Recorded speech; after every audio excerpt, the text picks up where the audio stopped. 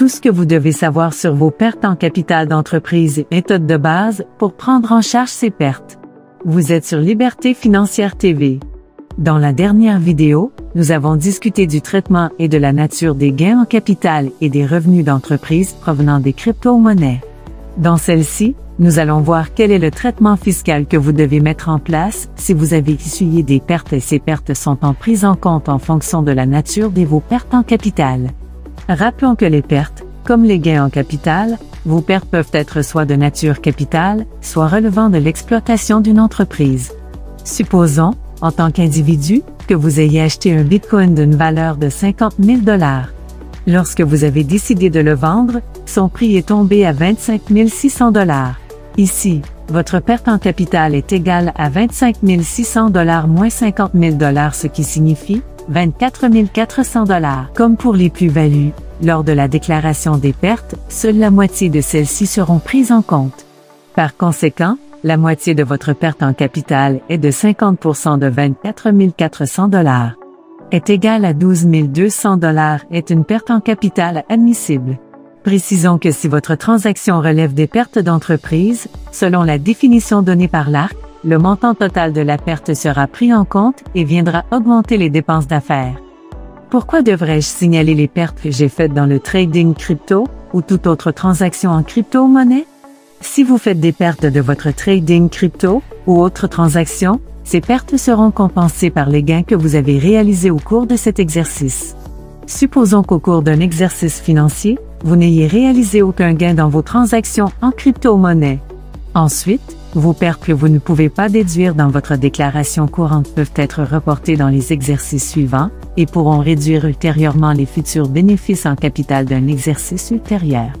Il est important de garder à l'esprit que les pertes que vous avez subies à travers vos transactions crypto sont purement de nature capitale et ne peuvent par conséquent pas être compensées par les revenus provenant d'autres sources telles que le salaire. Mais il existe quelques exceptions. L'ARC ne vous permet pas de compenser une perte superficielle par des gains en capital. Maintenant, qu'est-ce qu'une perte superficielle? Une perte superficielle est réalisée lorsque vous disposez d'un bien d'immobilisation, vous faites une perte et que la disposition répond à la condition suivante. Vous ou une personne affiliée à vous acheter ou avez le droit d'acheter le même bien ou un bien identique au cours de la période commençant 30 jours civils avant la vente ou se terminant 30 jours civils après la vente. Cette règle est faite pour empêcher les contribuables de créer des pertes artificielles sur papier. Par exemple, vous avez acheté quelques unités de Bitcoin d'une valeur de 25 000 $ et les avez vendues à 10 000 $. Vous avez fait une perte de 15 000 $. Supposons que vous ayez un arrangement de le racheter dans les 30 jours suivant sa vente avec une personne liée.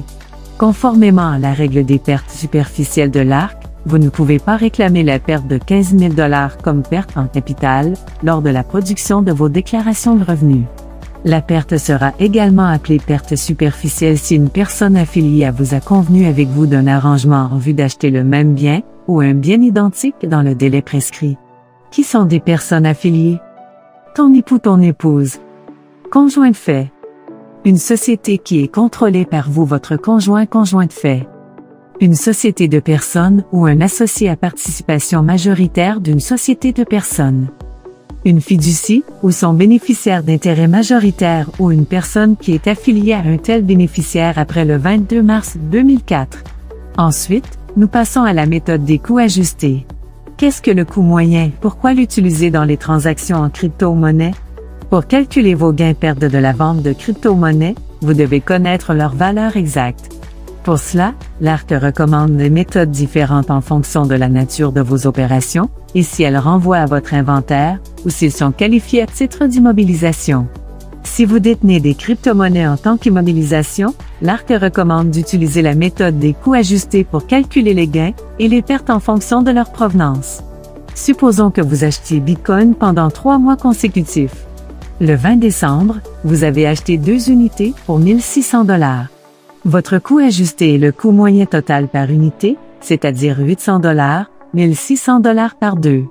Le 15 janvier, encore une fois, vous achetez une unité de Bitcoin pour 1 000 $. Maintenant, vous détenez un total de 3 unités Bitcoin et votre prix d'acquisition total est de 2 600 $, somme de $1 600 plus $1 000. À ce stade, votre coût ajusté moyen sera de $866 et 67 cents, somme de $2 600 par 3. Puis le 16 février, vous achetez 2 autres unités pour $2 800. Vous disposez maintenant de 5 unités de Bitcoin et leur coût total d'acquisition est de $5 400. Votre coût moyen pour une unité de Bitcoin est de $1 080 en somme de $5 400 par 5. Supposons que vous vendiez une unité après quelques mois pour $2 800. Dans cette transaction, vous avez réalisé un gain en capital de $1 720. Et 50% de celui-ci sera imposable, c'est-à-dire que $860 seront imposables. Lors de l'achat de crypto-monnaies, en plus de leur coût, vous devez également payer certains frais coûts de transaction. Ici, pour rendre l'exemple lucide, j'ai ignoré cette partie. De plus, pour que vos gains visent lors du dépôt, vous devez connaître la juste valeur marchande de la pièce. Et avec une augmentation du volume, le calcul peut devenir plus complexe. Si vous trouvez difficile de faire tous ces calculs manuellement, vous pouvez utiliser un logiciel de taxe de crypto-monnaie. Et si vous n'y arrivez toujours pas, contactez un professionnel. Vérifions quelle est la méthode de comptabilité des stocks. Si vos transactions en crypto-monnaie relèvent du revenu d'entreprise, l'ARC recommande la méthode de comptabilisation des stocks pour suivre le revenu. Vous pouvez utiliser l'une des méthodes suivantes pour calculer la valeur des stocks. Évaluer chaque article de l'inventaire à son coût au moment de son acquisition ou à sa juste valeur marchande à la fin de l'année, selon la valeur la plus faible. Évaluer l'ensemble de l'inventaire à sa juste valeur marchande à la fin de l'année, habituellement, le prix que vous paieriez pour remplacer un article ou le montant que vous recevriez si vous vendiez un article. Déclarer mes pertes en crypto-monnaie sur mes impôts? Vos pertes en capital provenant de transactions cryptographiques doivent être déclarées dans le formulaire de l'annexe 3.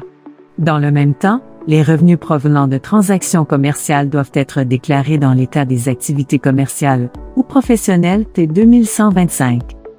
Tenir des livres ou des enregistrements de mes transactions en crypto-monnaie. Oui.